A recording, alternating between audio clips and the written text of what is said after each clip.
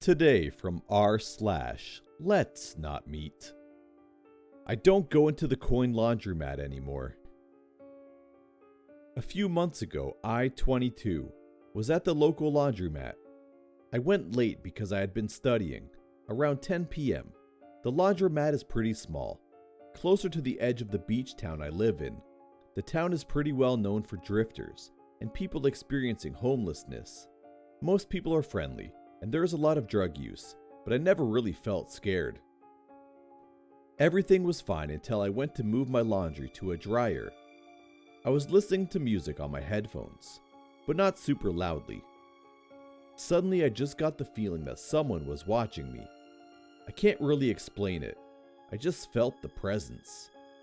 I turned around, and there was a man standing just a few feet away from me. He was a white guy with pink hair, wearing a full face mask, like a ski mask, a hoodie, gloves, and sunglasses. Even though it was dark out, the gloves and sunglasses immediately made me feel uncomfortable. I thought maybe he was a drifter or high, but I didn't want to be rude. I tried to laugh it off and told him he surprised me. He immediately started talking. A lot of it was disjointed and just didn't make sense. He was talking about coming up from Brazil to bring his brother money to get a classic car. None of it made much sense, but he would ask me questions and wait for me to respond, so I just tried to play along. I still thought he was probably just high or something, but he was standing in between me and the only door. I started to get this gut feeling that he was blocking the door on purpose, not just accidentally as he talked to me.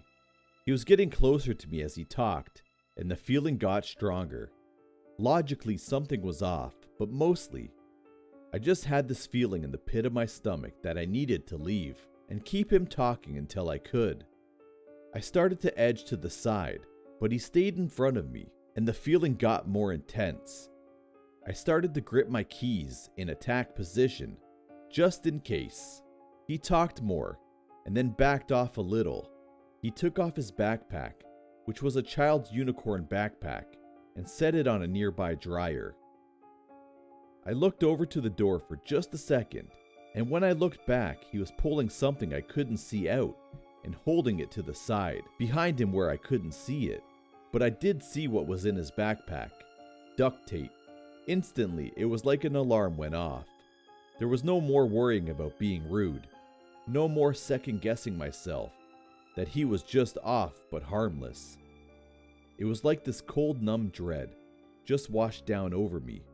I almost felt calm, like I knew the next steps, knew I had to do something. Time seemed to move in slow motion, and he turned back to me, not saying anything anymore, and took a step forward. I gripped my keys as tightly as possible and tried to mentally prepare to fight. I remember being afraid that I would move too slow or be too weak, like in a nightmare.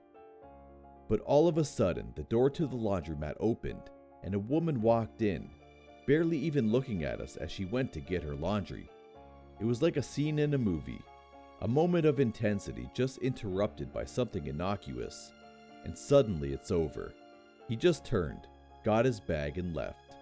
I was so scared I just stayed there for a minute until I could get my laundry and just go home. I didn't report it. I never knew what to say, since nothing actually happened. But when I think about it, I think the scariest thing is that he left as soon as someone walked in. If he was just crazy, it wouldn't have mattered. I think a stranger's laundry timer saved me from something terrible. I don't go to the laundromat anymore. I joined a laundry service. The extra cost is worth it to never go back. So to the man with the pink hair and the unicorn backpack, let's not meet again.